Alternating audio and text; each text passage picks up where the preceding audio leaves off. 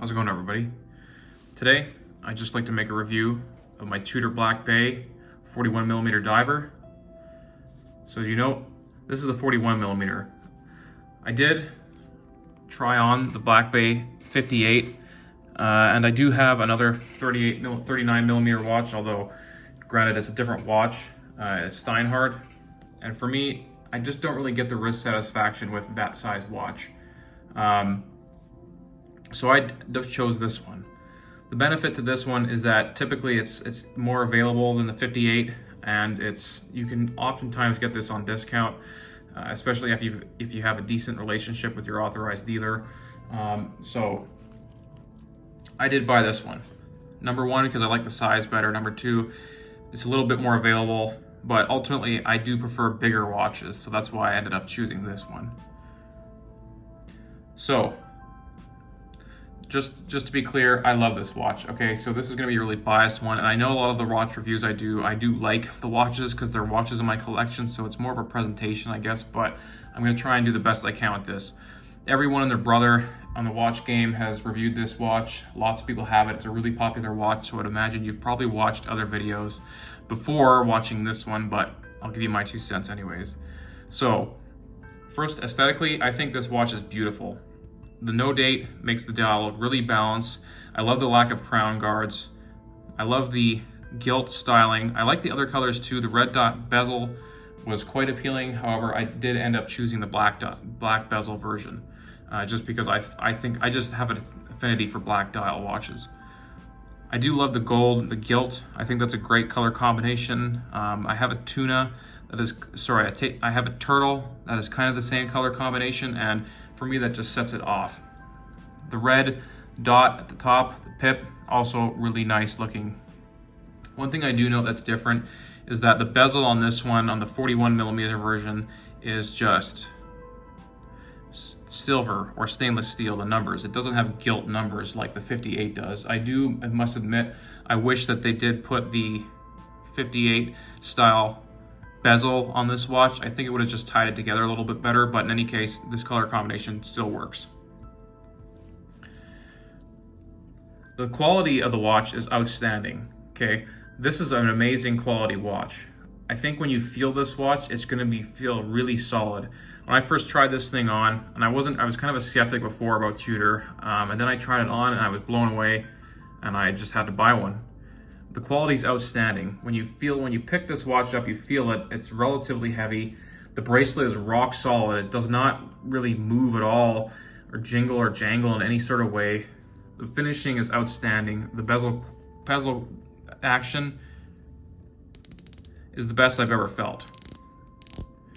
It's amazing.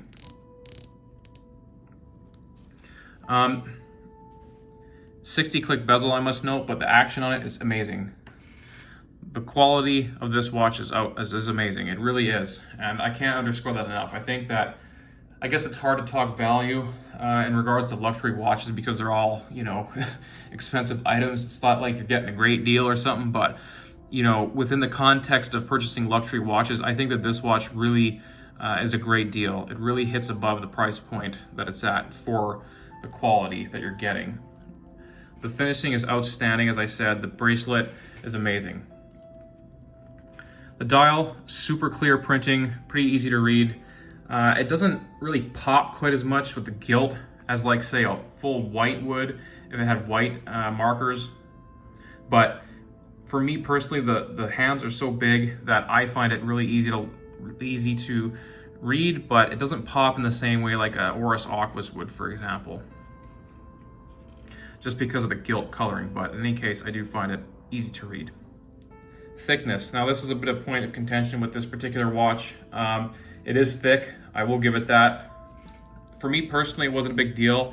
If you're used to wearing watches that have Valjoux 7750s in them, this is basically the same kind of thickness. I'll put the measurements up on screen here, but I will give it that. This is a relatively thick watch, and I think this watch wears a lot bigger than 41mm suggests. So for example, this is the Tudor Black Bay, and this is the Omega Speedmaster. The Omega Speedmaster is a millimeter bigger than this thing, and while it looks relatively bigger, it looks fairly similar. The Omega Speedmaster wears smaller, and I know a lot of people complain about this one wearing big because of the bezel, because of the bracelet sticking out. This does not have the bezel bracelet sticking out, but if you see the side profiles, the Tudor is basically thick the entire way of the case, whereas this one is not. There's kind of almost a sort of a cylinder, or however you call it, sticking up where the dial and the crystal are, whereas this thing, super thick. Another thing that makes this watch look thick is the bezel. The bezel is very thin. For example, if you look at this Breitling here, my blinged out kind of nutty Breitling, it's a thick watch too. This has a Valjoux 7750, so it's thick. It's pretty much slab-sided just like the Tudor is. However, the difference is that the Breitling bezel is pretty thick, and so it balances it out well, whereas the Tudor, the bezel is quite thin, and so it makes the case look or appear slab-sided more so, I think, than this one does.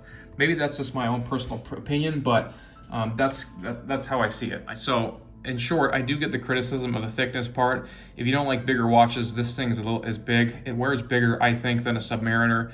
It's thicker, and yeah, I would imagine this thing would probably be pretty big for most people. If you have under 6.5-inch wrist, it's going to be a pretty big watch. It's relatively heavy too. And I know that the thickness is with the in-house version in particular. The ETA version and the older ones are a little bit thinner than this, so that might be an option to go to. But I think that if you're like me, you've got 7.25, 7.5-inch wrists, you're used to wearing larger watches with 7750s in particular, it'll be no problem for you. The bracelet is outstanding. It tapers a little bit. I'll put the measurements up below. The clasp is very nice too. 3 micro adjusts with the famous ball bearings there. And then Tudor right here. So really nice. I know some people do tend to complain about having to put your finger there to open it, but I always do this. Lift it up from the sides, and it's totally fine. Milled swing arm. It's just, the quality of this is outstanding. It does not have any sort of on-the-fly adjustment like, for example, a Pelagos would, or a Submariner, or a Seamaster, but for me, I don't really have a problem with it. I have a lot of watches with no on-the-fly adjustment, and it doesn't bother me, but I do see the criticism there too. Nevertheless, the quality and the finishing of the clasp and the way it functions, at least, is outstanding. So really good for Tudor there. The case back, I note, is not a see-through case back. For me, not a huge deal. I don't really care about that, to be honest. Like, it's nice to have that, but at the end of the day, for me, it's not a huge concern. It's got the sort of Rolex style screw-on case back too. The crown action is fantastic. It's really smooth. When you unscrew it from the case, it's really smooth when you wind it, and then when you screw it back in, really nice, very high quality. Accuracy of this watch is really good. My timing, I must admit, is a little lax, but this thing's like +1 or +2. It's chronometer certified COSC. It's not a superlative chronometer or a master chronometer, but in any case, the timing is still fantastic. For me, no problem at all, really good. The bezel, as I mentioned, is really good quality. I guess one criticism of this bezel would be the fact that it's not ceramic. For me, I don't really care. Like, I would like ceramic fine, but I think the aesthetic of this watch is, kind of a retro style dive watch, right? I think the aluminum helps with that, but yeah, it'd be nice to have a ceramic one, but I did end up buying the thing, so for me, it's not a deal breaker, but yeah. Some other people do criticize the text on the dial because it doesn't have the smiley face anymore with the new in-house movement. I guess it's not so much new anymore, but when it was new, I suppose. But for me, I'm fine with this. It doesn't bother me. I do like the rose logo was kind of cool, but I like the shield too. I'm pretty relaxed, pretty chill about it. You do get a rose on the crown, which is nice, but yeah. Lastly, I do know that it does have the rivets on the bracelet, and some folks don't like that. I get that. For me personally, in my experience, I don't even really notice it. I only notice it when I'm looking at the watch whilst wearing it. Like, I never noticed that. So,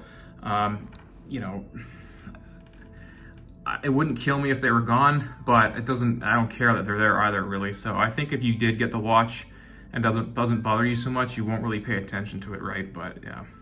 On the wrist, I'll put up some scratch and stuff like that too, but on the wrist, just up close like this. I have a 7.5-inch wrist, and so you see there it does rise up quite high. It does fit under a cuff for me. If you're wearing a tight cuff, it's not going to be very good, but this is probably the max you'd want to go for a cuff for a dress watch, or like a dress shirt setting, I should say.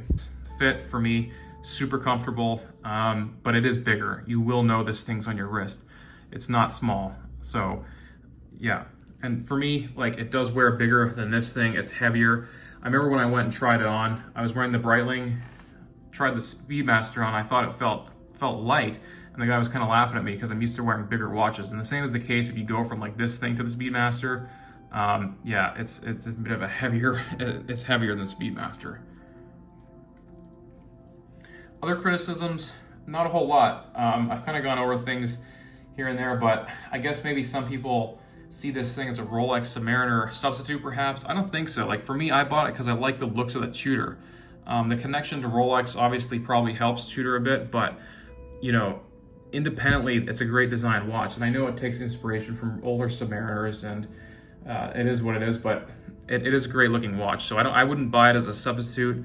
I mean, sure, you can rationalize it that way, go for it, but for me, I like the design because it's a Tudor, because it looks the way it does. I just think it looks fantastic. It's really, really a great looking design. And I think that this is one of the watches Tudor released that really helped push the brand forward in the 2010s. So those are my thoughts on the Tudor Black Bay, the 41mm version. It's an excellent watch. I suggest going to try it on if you're interested.